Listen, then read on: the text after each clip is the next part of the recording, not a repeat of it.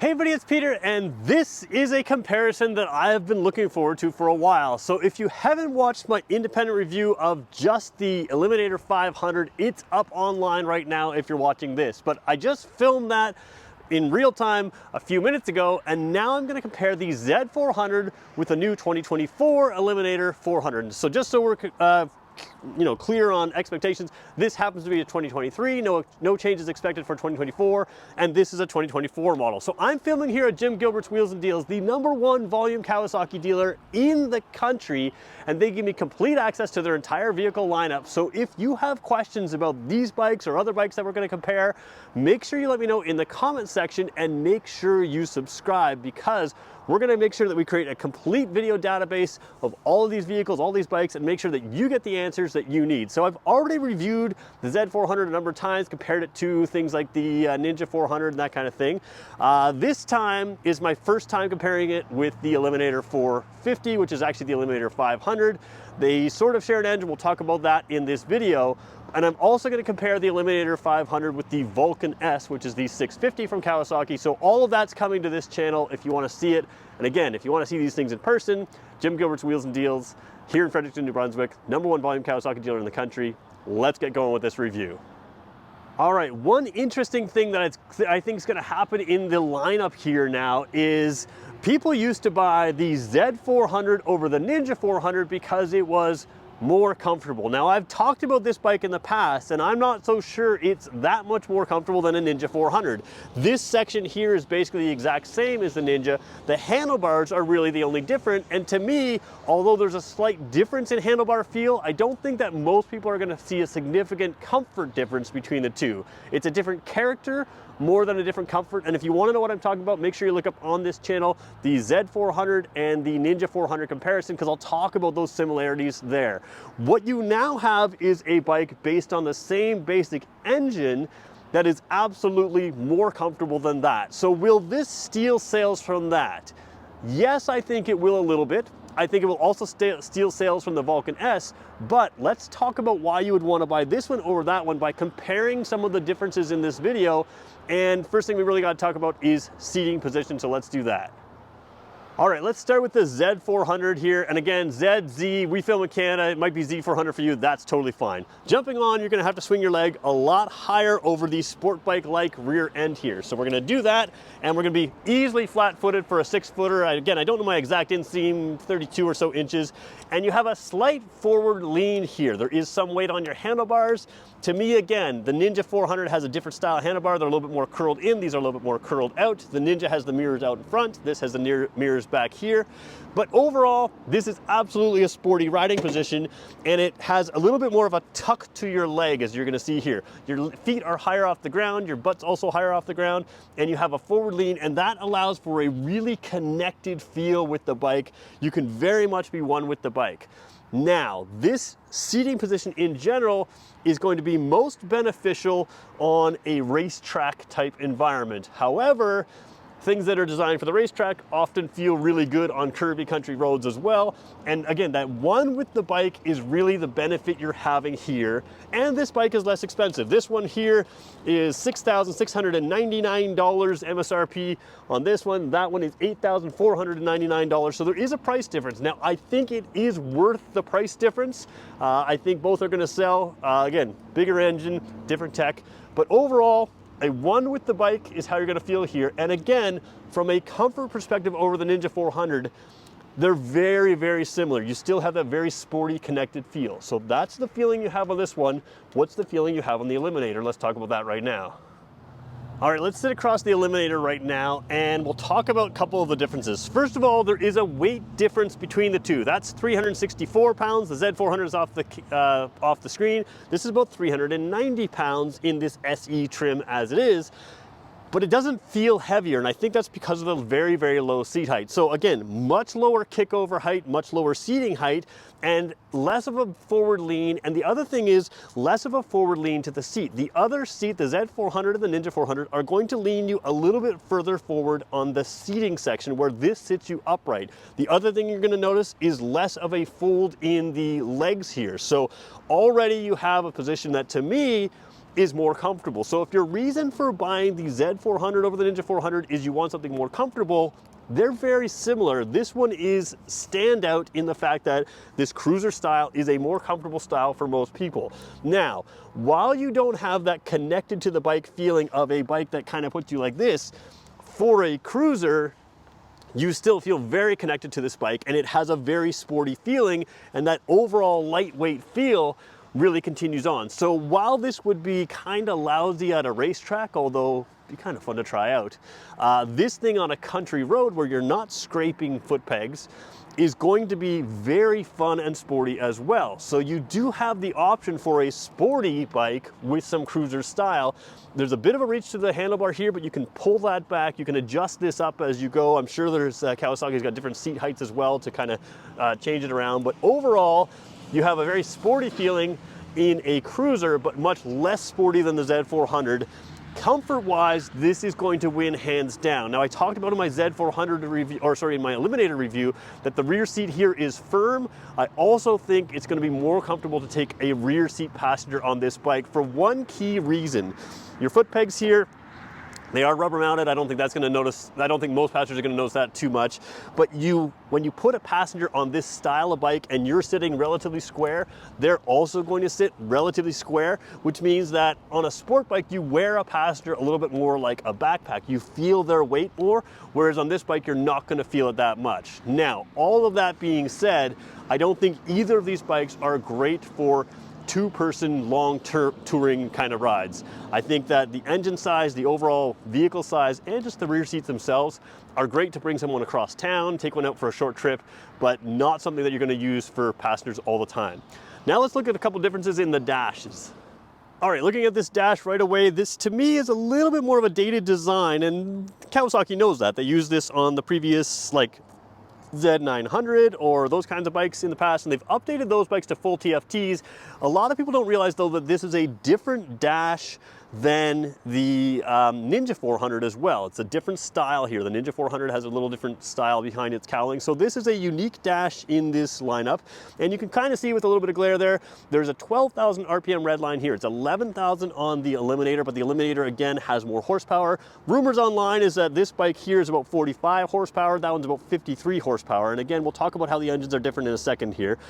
This dash to me, it works perfectly fine. But again, I do think it's a little bit dated. So you have a fuel gauge over there. You have an odometer down there. Let's cycle through some things down there. Trip A, trip B, regular odometer, and that is it.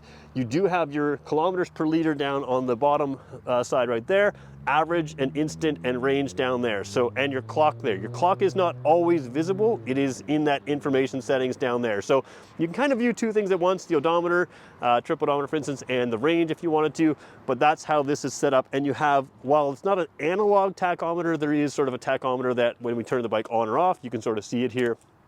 That's how your tach would read. It would send a line across there. So that's how this dash works. Now let's look at the updated dash, which is all new for 2024 on the Eliminator. All right, taking a look at the Eliminator here. This is a dash that I'm a big fan of. And if you watched my Eliminator review earlier, I left something out that I need to mention here. We've got a Bluetooth light flash in there. We talked about that, how it has Bluetooth connectivity. What I didn't mention is you have the ability to hit a USB-C port right up there on this SE model, and that allows you to have a really good way to keep your phone powered if you wanted to put your phone on the handlebars. So that is right there. Someone's just here to ask probably a question. I'm gonna pause for a second and see if I can help answer the question, then we'll come right back to the dash here. All right, just had to help that lady with some directions here. Let's get back to the dash here. All right, so what you have here, again, we mentioned the 11,000 RPM red line, and then a little different function here. Now, I'm gonna be fully honest, I think this is a little bit clearer dash. I'm a better fan of this, and I try to point out my biases so that you can sort of, see where I might be overplaying it or underplaying it. My bias is towards this dash. You may like the other one better, and that's no problem with me. All right, odometer down here. This is one area where I guess the other one you could say is better. You've got the odometer, the trip A, the trip B, the liters per 100 kilometers, which is the fuel efficiency, the average liters per 100 kilometers, so that's average fuel efficiency and range. Now, I guess the one benefit of the other dash is you could look at a odometer or trip odometer and your fuel efficiency in the same view. This one always has the clock visible. I just do think this one is better. When you pay the extra price for this, it's not just that it's a bigger engine, it's not just that it's a little bit more comfortable, you also have a little bit more technology here. I think this is clearer and easier to read. You still have your gear indicator over here, 6-speed transmission, but to me, this just works better. It's totally up to you. It looks like a higher end dash on this to me. And again, when you pay a little bit more, you should get a little bit more. And I think you're doing that with this Eliminator.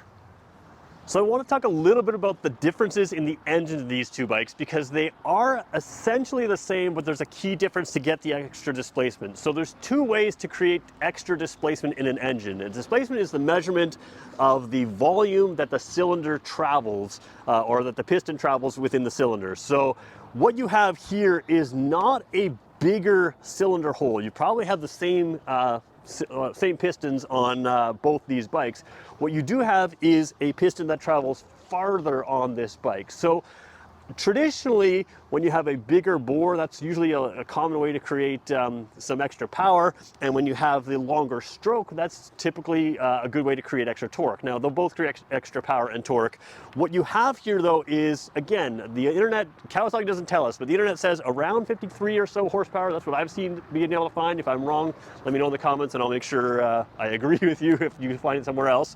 But around 53 horsepower here, around 45 horsepower there. Now, again, a little bit lighter bike there, a little bit more compact design, but you do have a jump in power here that I think is noticeable and nice for this kind of style. So again, that power, that extra stroke, that extra length in that the piston travels traditionally gives you extra torque. Now, we don't have torque numbers for these bikes, but cruisers tend to have torque as their main engine component. This one is going to be different. This one is going to have horsepower as its main component. And basically what that means is you're making your power by revving on this bike and you're making your power by revving on that bike. Now, I will say in the 400cc class, this 400cc bike makes as much power as many 500cc bikes, but it's a lower weight bike. And then you end up with this one, which is going to be a 450 class, which they're calling a 500 for marketing reasons, but 451cc, and it is making more horsepower again than the average 500 in the class as well. So you have essentially the same engine, but a very different character. And again, bigger engine, a little bit better tech. That's probably some of the price difference there as well.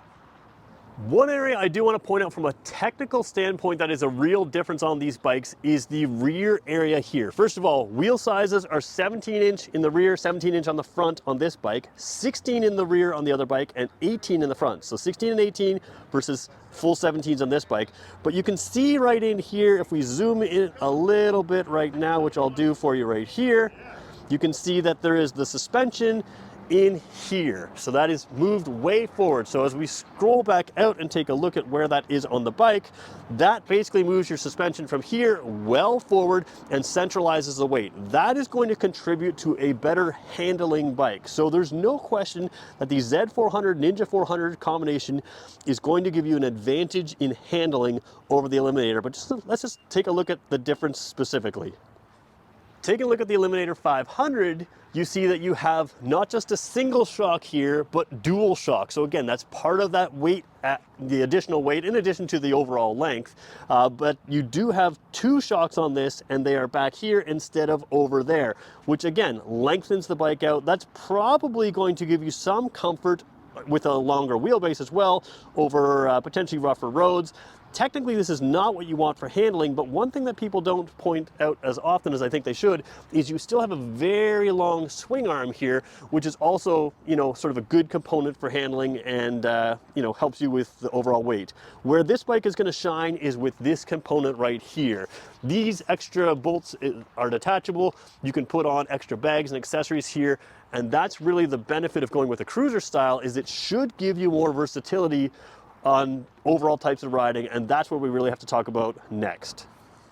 So let's talk about which bike is better for you, and I have my biases, so I want to lay them out on the table. First of all, my bias tends to be towards sportier bikes over cruisers. Having said that, my very first bike was a cruiser, and I'm very glad that I actually went with a cruiser instead of the sporty bike, because it told me a lot about who I was going to be as a motorcyclist growing up. So, first of all, if you view yourself as wanting this style, then just buy the style you want, this one or that one. But if you kind of are getting into motorcycling or returning to motorcycling and you kind of want to figure out what kind of style riding you're going to do, this one is going to put you into a sport bike class. It's a little bit less comfortable, but still fully comfortable for the types of riding that most people are going to do.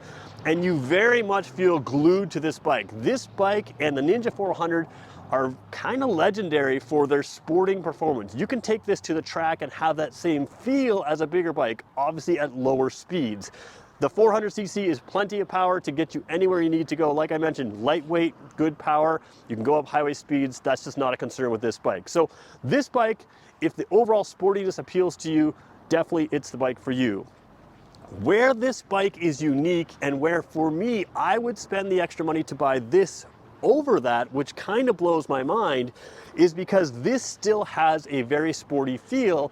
And outside of taking it to a racetrack, if you're just going down country roads, to me, the enjoyment level doesn't always match the specs. And what I mean by that is, from a spec sheet, the Z400 Ninja 400 combination is going to be a better spec'd out bike. The geometry is set up for a better sporting experience. However, the fun factor on country roads, you don't really benefit as much from this over this as you would think. On a racetrack, you're going to need that higher spec. And it's kind of like driving a Porsche.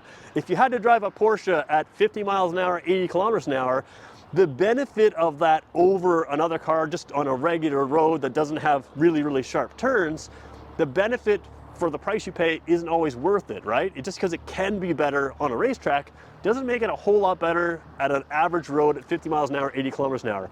And that's kind of the opposite that's true here. If you tend to be doing country roads as your sporty riding, you might get just as much enjoyment out of this and far more enjoyment out of this than another cruiser. If I was buying a cruiser, I would buy this over the Vulcan S, and we're going to do that comparison in the future. I would definitely buy this over other cruisers. You're going to lose that feel of that big engine V-twin torquey motor, 100%. But you still keep that sporty capability, and with these sort of squared seating position, the ability to take luggage, you can find out if you like sporty riding and if you want to move to something more sporty, but you can also find out if you like touring, if you like longer travel, taking more stuff with you. And this bike, it just fits. You can fit tank bags and you can fit tail bags on that bike, but with this bike, everything kind of fits. You keep the style when you adapt your riding style. You can put a windshield on this and get a lot more coverage. There's all kinds of things you can do. So, which one should you go with?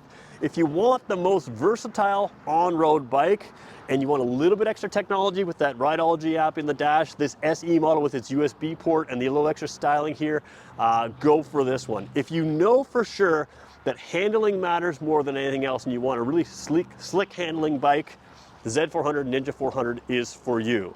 For me, this brings me back to my very first bike. I'm going to show you a picture of that on the screen right now. It had a very similar square riding position to this one, where your feet aren't so far forward, that it gave me a very in control feeling, but also a very comfortable ride. And I drove that bike absolutely everywhere. The reason I hated that bike is because I used to scrape foot pegs around corners sometimes, and it just did not have the power. This one solves all those issues. This is as powerful as big cruisers in many cases. And that's why, to me, this Eliminator 500 is really, really interesting. So there's my review of the Eliminator 500, the SE model, compared to the Z400 or Z400 if you're from the States. Let me know what you think. Which one do you like the best? Which one would you buy?